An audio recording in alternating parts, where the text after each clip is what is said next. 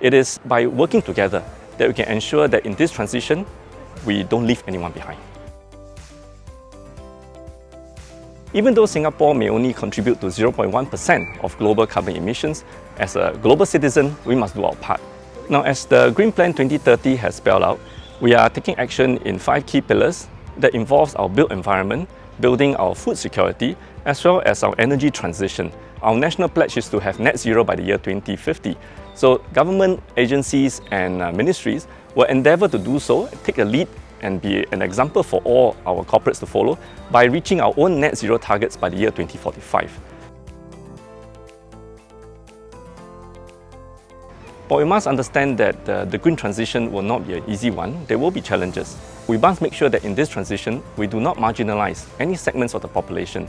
Especially sometimes during this transition, there may be costs imposed on consumers as well.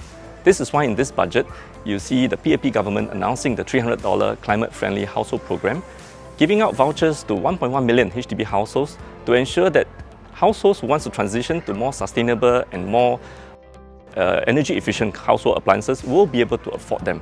We are also giving out energy efficiency grants to businesses, especially to SMEs, so that they are not left behind in this transition and help them to move towards a greener future. It is by working together that we can ensure that in this transition, we don't leave anyone behind.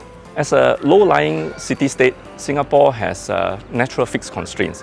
Our land size is limited, and our renewable energy sources are also limited to perhaps just solar energy.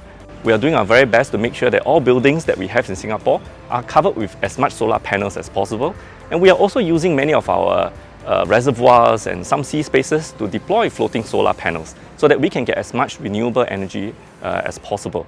But what's important is for us to continue to invest in research and development to look at new and emerging sources of new energy that we can actually import and use. So collectively, we hope to then move ourselves towards a more green and sustainable future.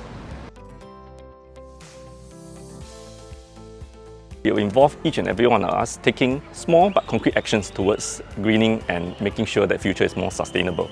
For example, we could all take more action in recycling our waste. Tampines Hub, for example, the building just behind me, has many setups and facilities to accept clothing for recycling, to also have packaging recycled. All of us can also help to encourage our neighbours to use the blue box that was given out to also keep all your recyclable waste for recycling.